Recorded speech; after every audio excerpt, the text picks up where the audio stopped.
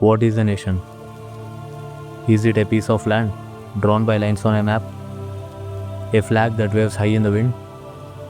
A song sung by millions? Or is it simply an idea? A deep ancestral feeling that connects us across generations? The truth is, nationalism was born in the fires of survival. It began when tribes were not just fighting for territory, but fighting for existence. It began when fear of the enemy became a force stronger than the will to live alone.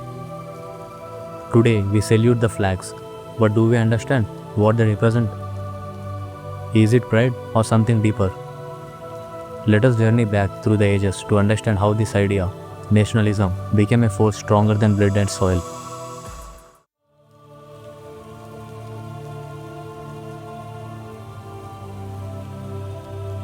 Long before nations were born, there were tribes, a group of people born not by borders but by necessity. Necessity to survive, to protect their land, their families, and their culture. In the ancient world, the concept of nation was unimaginable. The tribe was everything, and every tribe knew that in a world full of constant threats, the greatest enemy was disunity. In times of attack, no tribe could stand alone.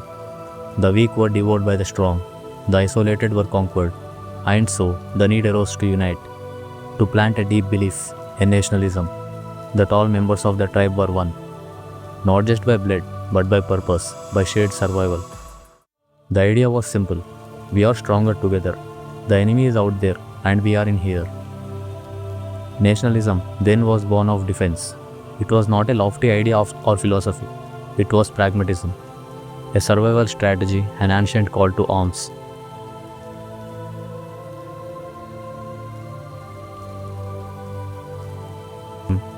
Over time, the tribes grew, expanded, and became kingdoms. The survival instinct that bound people together now gave birth to kingdoms, which began to stretch beyond national borders. But the essence of nationalism didn't change. The land had become a kingdom, and the kingdom had to be protected. The loyalty that once existed to the tribe now existed to the king and kingdom. The feeling of we are one transformed into something more structured. The king, with his power, now represented the nation. The land, no longer just a piece of earth, became the kingdom's soul, and the kingdom's soul needed protection. People no longer fought just for their survival, they fought for their king, for their land, for their culture. They gave their lives to defend it. Nationalism grew stronger, it became the heart of the kingdom. The loyalty of the people was no longer just about the king, but about the very land they lived on. I fight for my king, yes, but more importantly, I fight for my land. This is my home, my pride, my identity.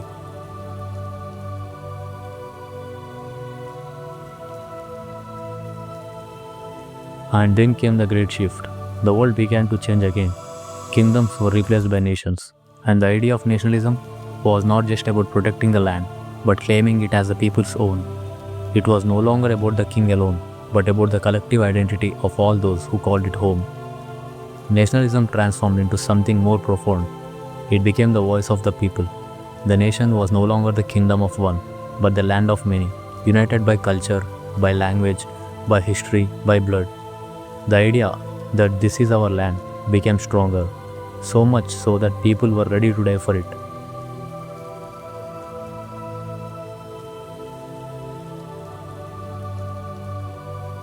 So, why do we feel such deep loyalty to our land?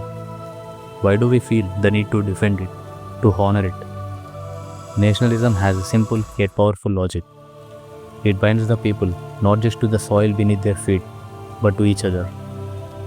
It forms a collective identity that transcends individual desires, binding every citizen in a shared sense of purpose. Through the concept of nationalism, people learn to stand united. They learn to protect not just the land but each other. Nationalism fosters a love for culture, for heritage, for language. It teaches the importance of preserving something sacred, the history that shaped the present. The loyalty to the nation is a loyalty to what it stands for. It is a loyalty to its culture, its values, and its people. And in return, the nation offers its people protection. It gives them pride. It gives them a place to call home. It provides the framework for them to thrive together.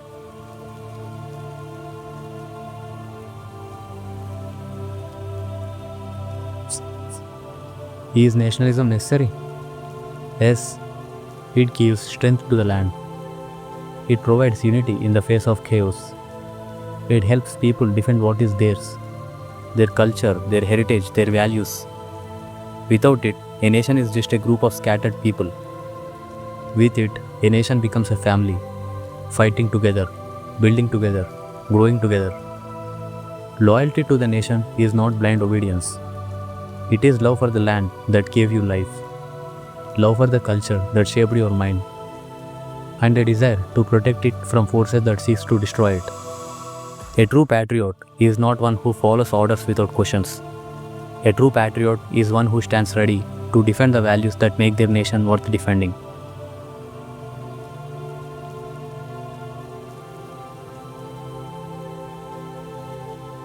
In today's world, we are challenged. Nationalism still plays a crucial role in uniting people. But the question remains, how do we balance it with the world outside? Nationalism should be a force that builds bridges, not walls. It should unite people of the land while respecting the humanity of others beyond it. Because the world has become smaller, and yet our loyalty to our land remains as deep as ever. Nationalism must evolve, but it must never fade. The love for your nation should be as powerful today as it was when kingdoms first rose.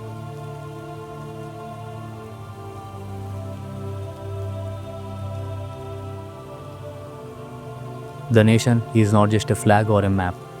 It is not just land, it is the people who live on it. It is their collective spirit, their shared dreams, and their sacrifice. In this world full of noise and division, we must remember, nationalism is not just a defense mechanism. It is the very glue that holds a nation together.